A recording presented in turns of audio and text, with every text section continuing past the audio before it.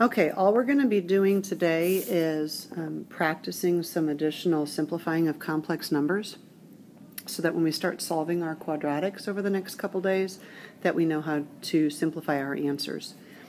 So this is question number 1 on the worksheet that you picked up on your way in the door.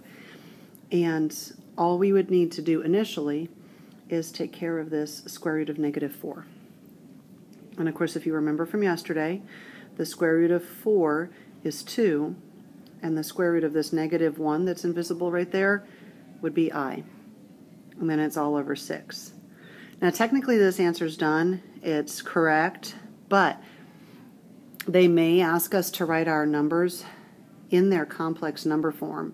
And so that means we need the real number separated into its own part and the imaginary number simplified into its own part. So what that means is that you need to split it up into 2 separate fractions.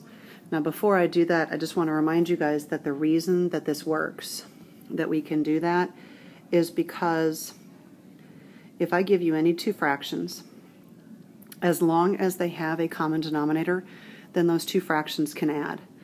So these 2 fractions will add.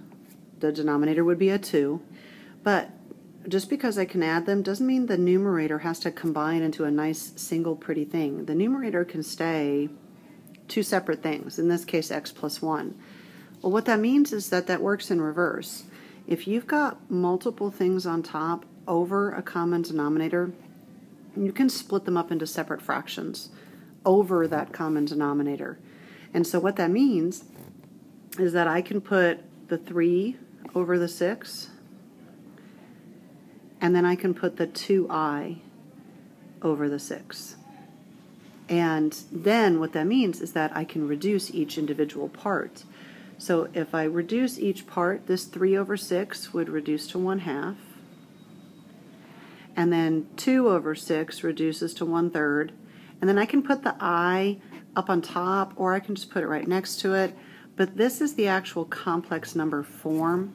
And these 2 answers, they're equivalent. They're both correct. It's just a matter of, have you been told you have to put your answers in a specific form? Then the next problem I want to look at with you guys is number 2 on that worksheet. And the only thing that's different about this one is that this radical right here doesn't simplify all the way. So I'm just going to jump off to the side and I'm going to remind you guys what we talked about yesterday, that the square root of -12 can be split up as the square root of 4 times the square root of 3 times the square root of -1. And that means that the square root of 4 would give you a 2. The square root of 3, there's nothing you can do with it. It stays the square root of 3. And then the square root of -1 becomes an I. And yesterday we talked about how most of the time we'll write it in front of the square root. You can put it behind, but remember to be really careful that that I doesn't look like it's inside the square root. Okay? And so what that means is that we now know what this part is going to become.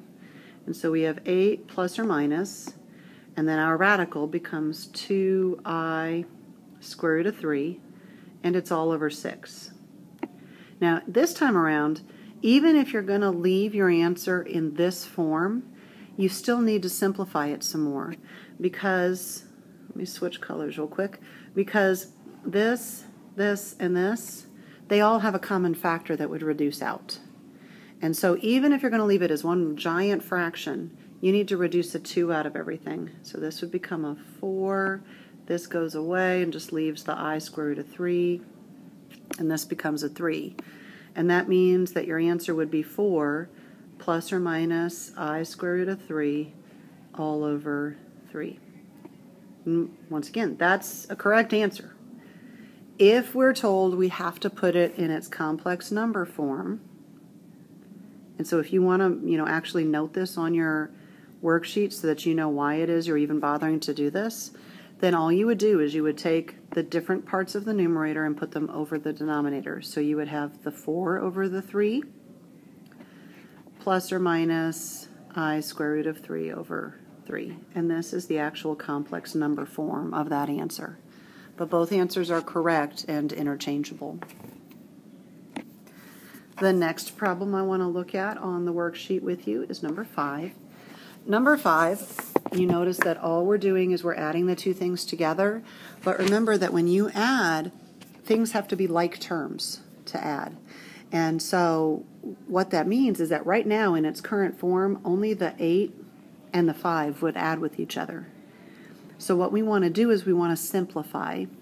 So you can go simplify after you combine the 8 and the 5. I'm just going to go ahead and leave the original problem. I'm just going to simplify the problem first, and then I'll do the addition. So the square root of -1 is I. And then I have my plus sign, and then my parentheses, and then my 5, plus. And then the square root of -16. The square root of 16 is, of course, 4. And the fact that there's a negative inside of it means that we would also have an I. And now I can add the two things together, and I can add my like terms. So 8 plus 5, they're going to combine together and give you 13. And then minus I and plus 4I will combine together and give you plus 3I. And that's your final answer for number 5. Then the next one that I want to look at together is number 7. Number 7 is very, very similar to number 5. Really the most noticeable difference is that the two radicals are in the same set of parentheses together and that there's a minus sign in front of them. And so that minus sign would have to distribute to both things. So what I'm going to do is I'm going to simplify and do two things at the same time. I'm going to distribute the minus through as I simplify the two radicals. Okay, so that means I will have my 8. The minus sign distributes to the first term in here, and then of course the square root of 25 is 5. Then the minus sign distributes to here, and that makes it become a plus. The square root of 121 is 11, and the square root of that invisible -1 right there is an I. And then the plus 6I doesn't need any simplifying or changing. It didn't have anything to distribute to it. It was just off at the end. And now you can combine your like terms again. And so the 8 minus 5 would give you 3. And then the 11I and the 6I would give you 17I. Okay? And then the last problem that I want to look at together, and I know that I'm moving quickly, so I will answer questions. And this is also, of course, going on my YouTube channel, so you can rewatch any part of this that you want to, if I'm going too fast, are the ones where we're going to FOIL. These two parentheses are being multiplied together.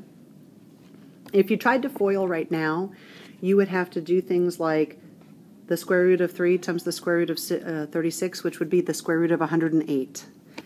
And then you would do the square root of 3 times the square root of -49, and you would get the square root of -147.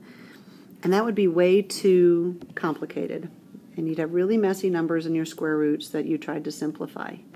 So what I would recommend you do instead is I would recommend you simplify before you multiply. So the square root of 3 can't be simplified. Okay? And then there's a minus sign. And then the square root of -16 becomes a 4I.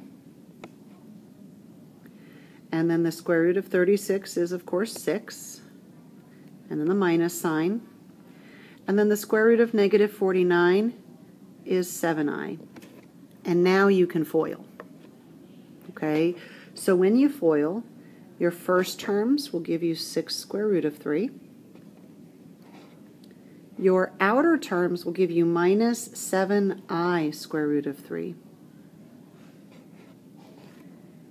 And then I'm going to switch colors so that it doesn't all begin to just overlap each other. So then I do my inner terms, and I get -24I.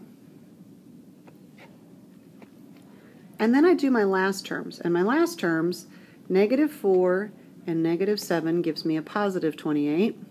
But I times I gives me I squared.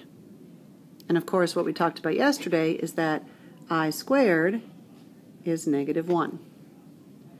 And so what that means is that I have 6 square root of 3 for my first term, minus 7I square root of 3 for my second term, minus 24I for my third term, and then my last term becomes a minus 28. And we're actually done, because none of these terms are like terms. And that's because this one has the square root of 3 but no I. This term has the I and the square root of 3. This one has just the I but no square root of 3. And this one is the only real whole number that we have. So none of them are like terms, so they won't combine, so we are actually done. That's our answer. Okay, so what you guys are going to do is you're going to finish the rest of this worksheet. We're going to go over it as like our warm-up tomorrow, and then you're going to turn in P2, which was due yesterday, but virtually nobody turned it in, so turn it in today and it won't be late. And then you're going to turn in P3, which was the homework that you got last night that's actually due today. Okay, so both of these need to be turned in, which is written on the agenda. Okay, come see me tomorrow morning or ask me questions tomorrow in class if you have any. Thanks, guys.